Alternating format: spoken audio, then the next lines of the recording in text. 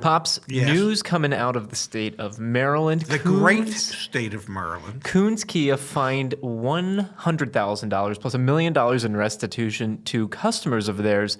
The state's attorney general coming down hard on Coons Kia for doing what? Forcing the tee-up, man. This is called a tee-up. Yeah, I'll have some. No, come on. So forcing dealers to pay for fees. Forcing customers. Forcing customers to pay for fees that weren't legitimate fees, like forcing customers to pay for transportation fees. They're already built into the car. I'll read this directly from Attorney General Frosh, Brian Frosh. Brian E. This came out just the other day. Maryland Attorney General Brian E. Frosh announced today that his Consumer Protection Division has entered into a settlement with Coons of Reisterstown Road Incorporated, the owner of Coons Kia dealership located in Owings Mills, Maryland. You used to manage a dealership right up the street from them. I did. This settlement addresses allegations that Coons Kia charged customers hidden fees not included in its advertised prices, and it collected fees for shipping their vehicles known as freight charges from consumers. Although the shipping cost was already included in the advertised price of the vehicle, the settlement requires Coons Kia to stop charging car purchasers fees other than taxes or title fees if the fees were not included in the advertised price for a vehicle. We went on and actually did a live show very recently, and I requested information from Coons Kia. They got back to me immediately. I asked for the out-the-door price and the Monroney label. You haven't heard from them since? And they never got back to me. Maybe we'll put the clip of that into this video. You know, we're getting a call. You got to run the show first. Oh, my God. We're getting a call. My God, you said they could text, not call. Yes, the 2022 Kia Soul. Could I get the out-the-door price from you? I'm just curious what it actually is. But yeah, I actually got to run to a meeting here in 5 minutes. If you're able to get me that out the door. If you could just shoot me over the window sticker on that, that'd be super helpful. So you said 23,500?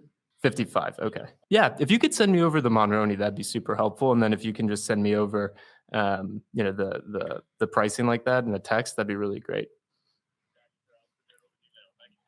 Thanks. All the best. Thanks. Bye-bye.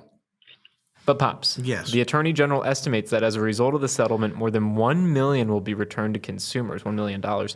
Coons Kia has also agreed to pay the division $100,000 for its costs incurred in investigating the matter. Quote, car dealers must honor the price they advertise for their vehicles, said Attorney General Frosh. I am glad that Maryland consumers will receive refunds for the fees that they paid above the advertised price.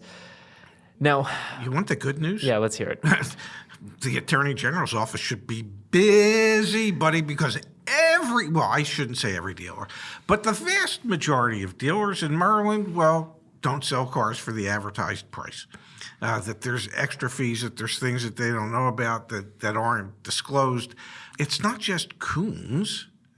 You could go to the advertisements for just about any dealer or dealership group and be able to go and try and collect funds for the consumers that were taken advantage of. And let's be clear here. This was just Coons Kia. Coons owns 20 dealerships in Maryland and Virginia and maybe other states as well. They're one of the top 30 largest automotive retailers in the United States. Yes. The idea that this is just happening at Coons Kia, right? We had the news from the FTC and the Illinois State's Attorney General a couple weeks ago now, Napleton. Yes. Out of the state of Illinois, 9 Illinois Napleton dealerships. And the reason I emphasize Illinois there is because Napleton is nationwide. It's not nationwide. But they're in Florida. They're in the Midwest. Yeah. They've got a large footprint. Yes. Top 15 dealership group. 13th largest. They were fined $10 million, or $10 million is going back in restitution for consumers that were charged fake fees. So the question that I think begs asking is, how do we get this to happen across the entire industry? And I know one of the resources that you put together, Pops, is a link. It's a web page that has the links to every single state's attorney general, all 50 states plus DC, Puerto Rico, and how to file a claim.